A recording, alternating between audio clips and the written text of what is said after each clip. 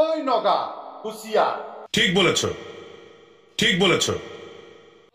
অবশেষত নগাই কাপড় খুলি পিছ মহাকে দেখুৱাই দিলে।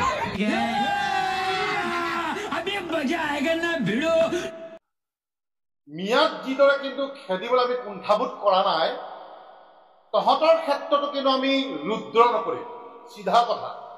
গতিকে আমি অসমীয়া যুৱ মঞ্চই এটা কথাই স্পষ্টকৈ আমি ক'ব, अच्छा अच्छा अच्छा अच्छा अच्छा ठीक है अच्छा।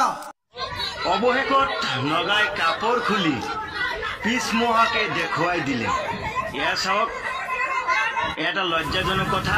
অসম আৰক্ষীক নগাই কাপড় খুলি পিছ মহাকৈ দেখুৱাই দিলে। অসম আৰক্ষীক পিছ মহাকে দেখুৱাই দিলে। ছ'চিয়েল মিডিয়াত আহি ফালে সকলোৱে দম দিব জানে।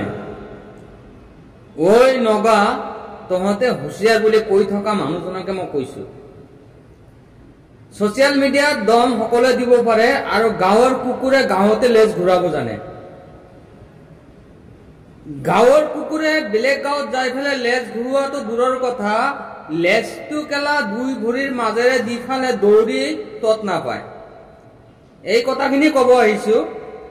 নগাই যে ইমান দম্ভালি মাৰি আছে, তাত যাই ফালে আপোনালোকৰ নিচিনা মানুহকেইটাই না, তাতে মাতটো দূৰৰ কথা, তাতে যাই ফালে কথা ক'বলৈ অলপো সাহস নকৰে।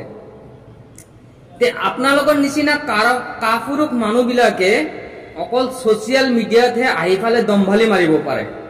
দম থাকে যদি আপুনি আৰু চিতু বৰুৱা দুইজনে মিলাই যাই ফালে আগতে দুই এটা নগা দুই চাৰিটা মাৰি ফালে পেলাই কিনে আহি কিনে এনেকে ছ'চিয়েল মিডিয়াত দম্ভালি মাৰিব লাগে।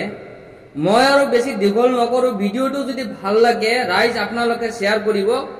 কাৰণ কি এনেকুৱা দম্ভালি মাৰিছে ইহঁতে কাৰবোৰত, যিকেইটা হাজিৰা কৰা মানুহ, যিকেইটা খাব নোপোৱা মানুহ, যিকেইটা ধৰকচোন একো মাত বল কৰিব নজনা মানুহকেইটা, সেইকেইটাকহে দম দি থাকে আৰু সেইকেইটাৰ ওপৰতহে দম্ভালি মাৰি থাকে।